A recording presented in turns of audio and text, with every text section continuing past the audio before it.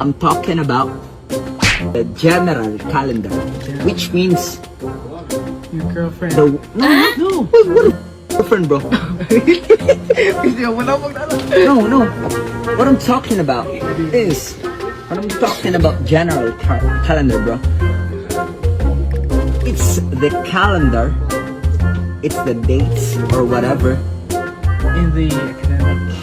But I already said that I'm not talking about academics. Actually, you're talking about your girlfriend. No, I'm not talking about my girlfriend, bro. Wait. Let me say something. Okay. What are you actually you're talking about your girlfriend? Moving to third year to fourth year. Actually, that's a academic date or academic calendar. So you're talking about academic school year. So it means that your girlfriend will move to fourth year in the next School year. school year. You are talking about that. You are not talking about a general year, which means next year is January. So what I'm saying is, bro, before I let you finish, no? Okay? Before I let you finish, where does academic calendar depends on?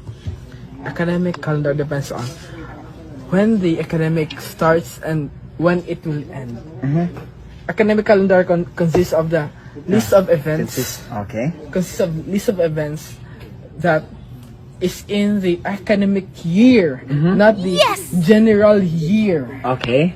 General year composed of January, February, March, April, galing mo. May, June, And nag-upload July, August, September, October, November, December. That is the general year. We're talking about academic year. When the academic starts and when it will end, and the list of significant events that will happen in your school. Okay.